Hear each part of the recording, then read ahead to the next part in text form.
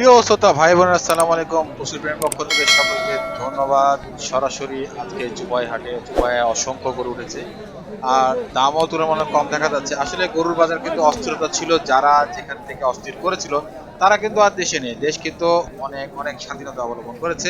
সেই ক্ষেত্রে দেখা যাচ্ছে আপনি কিন্তু গরু কিনতে গেলে অনেক কম প্রাইসে পেয়ে যাবেন।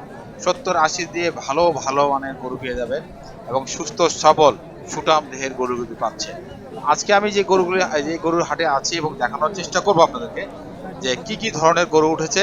এবং ইতিমধ্যে আমি দাম জেনেছি এবং আপনাদের জানানোর চেষ্টা করব যে কোন গরুর কি দাম যাচ্ছে। নর্মালি গরুর দাম কিন্তু এখন অনেক কম, কারণ যে অস্থিরতা করেছিল আপনারা দেখেছেন বিগত দিনে। আপনার সাদেক এগ্রো শুরু করে সাদেক এগ্রো এর ছিলেন বিশেষ চাবি কাঠি নাড়াতো তারা। তারা গরুর হাটগুলিকে অস্থিরতা সৃষ্টি করে রাখতেন এবং তারা কিন্তু দেশে আর নেই। এখন দেশের হাট বাজারে কৃষক তার নিজের মতো সুন্দর দাম পাচ্ছে, সেই দামে গরুগুলি সেল করছে এবং সেভাবে গরুগুলি কিন্তু কেনা বেচা হচ্ছে। এবং দেশীয় গরু মানে ভালো, দেখতে ভালো, সুঠাম দেহের। এবং এই হাটটি কিন্তু প্রতি বৃহস্পতিবার হয়ে থাকে। যারা যেখান থেকে দেখছেন অবশ্যই কমেন্টস করে জানাবেন, চলে আসবেন, কিভাবে আসবেন কমেন্টসে জানানো হবে। লোকেশন শেয়ার করে দেবো আপনাদের জন্য।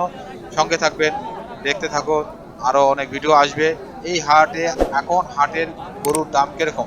মাংসের দাম কমেছে, গরুর দাম কমেছে।